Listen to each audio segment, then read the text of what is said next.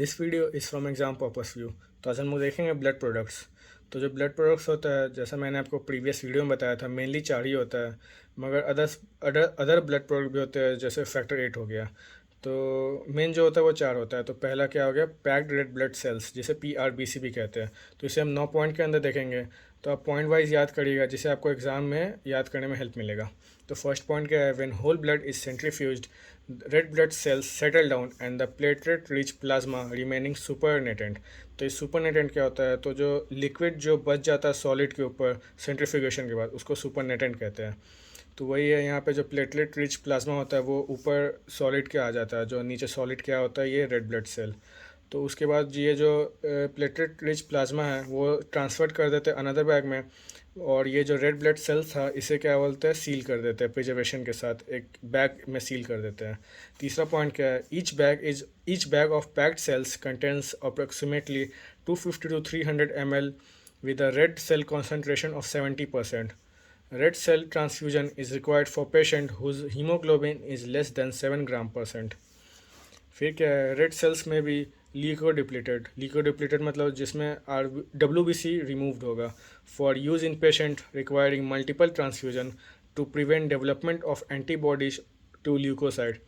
तो WBC remove कर देंगे तो जिस पेशेंट में ट्रांसफ़र करेंगे तो उसमें development of antibody to leukocyte नहीं होगा, जिस कारण से हमें WBC रिमूव कर देते हैं, उसको हम लिकोडिप्लेटेड कहते हैं। फिर छठा पॉइंट क्या है, slow transfusion is indicated in those patient with cardiac disease, renal dysfunction, severe chronic anaemia and in paediatric patients. सातवां पॉइंट क्या है, इन सेमी इमरजेंट सिचुएशन, जैसे कि अवेटिंग सर्जरी हो गया या फिर डिलीवरी होने वाला है, each bag of packed cell may be transfuse slowly, initially 25 ml given slowly to check patient tolerate it और not. Thereafter, it can be transfused at a rate of 3 to 4 milliliter per kg per hour. तो जो semi emergent situation, जैसे क्या हो गया, surgery होने वाला है, डिलीवरी, तो जो ईच बैग होता है वो पैक्ड सेल का, वो ट्रांसफ्यूज स्लोली किया जाता है। पहले तो हम 25 ml देते हैं स्लोली, ताकि ये हम देख सके पेशेंट जो है टॉलरेट कर पा रहा है कि नहीं, और उसके बाद हम वो 3 to 4 ml पर kg पर आवर देते हैं। फिर क्या है, the red cell must be transfused within 4 hours of removal from refrigerator as bacterial growth may be promoted after that. तो जब हम रेफ्रिजरेटर से जो रेड ब्लड सेल का बैग होता है वो निकालते हैं तो उसे 4 आवर के अंदर ट्रांसफ्यूज कर देता है, नहीं तो फिर बैक्टीरियल ग्रोथ हो जाएगा। उसके बाद नॉर्मल पॉइंट क्या है, तो in emergent situation red cells may be transferred much faster to match with the loss. Sorry, ये 10वां पॉइंट भी है। तो आखिरी पॉइंट क्या है, packed red blood cells must be both ABO and RH compatible unless the patient has life-threatening massive bleeding. In that case, O negative packed cell may be transfused. उसके बाद क्या है, प्लेटलेट्स। तो दूसरा ब्लड प्रोडक्ट क्या है, platelets. तो the blood containing platelet rich plasma is again centrifuge to express of the plasma so that the bag with the remaining platelets can be sealed off. तो जैसे हमने पहले बताया था, वहाँ पे जो वो प्लेटलेट रिच प्लाज्मा था उसे अलग कर दिया जाता है। तो अब यहाँ पे अगेन जो प्लेटलेट रिच प्लाज्मा था उसे सेंट्रीफ्यूज किया जाता है, जिस कारण से प्लाज्मा और प्लेटलेट यहाँ पे अलग हो जाता है।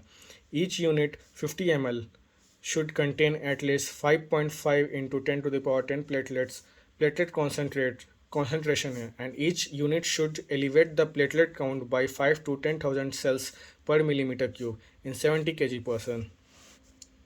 और प्लेटलेट ट्रांसफ्यूजन जो होता है वो दो तरीके हैं, मतलब दो टाइप्स है, प्रोफाइलेक्टिकली, थेरेपेटिकली। तो प्रोफाइलेक्टिकली क्या होता है, तो प्रोफाइलेक्टिकली मतलब वो जो डिजीज़ होता है वो क्या बोलते हैं, उसे पहले से उसे इम्प्रूव करने के लिए दिया जाता है। और ये जो थेरेपेटिकली होता है उस समय वो डिजीज़ जो होता है वो एक्टिव होता है और उसे ट्रीट करने के लिए दिया जाता है। तो ये प्रोफाइलेक्टिकली है, इसे जो डिजीज़ होगा वो फर्दर प्रोग्रेस नहीं होगा, उसे कम करने के लिए दिया जाता है। तो प्रोफाइलेक्टिक प्लेटलेट ट्रांसफ्यूजन में be done when platelet count is less than 10,000 cells पर millimetre cube in patient who are at high risk of alloimmunisation, example leukaemia. Elimination क्या होता है, जो ब्लड ग्रुप एंटीजन होता है रेसिपेंट से अदर होगा, जो रेसिपेंट का ब्लड ग्रुप होगा उससे अदर होगा, उसे एलिमिनेशन कहते हैं। और जो ल्यूकेमिया मतलब ब्लड कैंसर में, तो यही कहना चाह रहा है यहाँ पे, patient who need to undergo major surgery और required invasive procedure such as spinal anaesthesia, liver biopsy etcetera generally need platelet count elevated to more than 50,000 cells per millimeter cube. तो ये जो पेशेंट है जो मेजर सर्जरी के अंदर जाने वाला है या फिर इन्वेजिव प्रोसीजर जिसके ऊपर होने वाला है जैसे स्पाइनल एनेस्थेशिया, लीवर बायोप्सी, उसका जो प्लेटलेट काउंट है वो मोर देन 50,000 होना चाहिए। तो उस वक्त ये प्लेटलेट ट्रांसफ्यूजन करते हैं।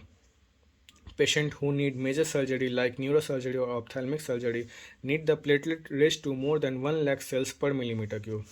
तो अब क्या है थेरेपेटिक प्लेटलेट ट्रांसफ्यूजन। तो जैसा मैंने बताया था थेरेपेटिक ट्रीटमेंट क्या होता है, तो जो डिजीज़ होता है उसको मतलब सीवियरिटी को लेस करने के लिए होता है।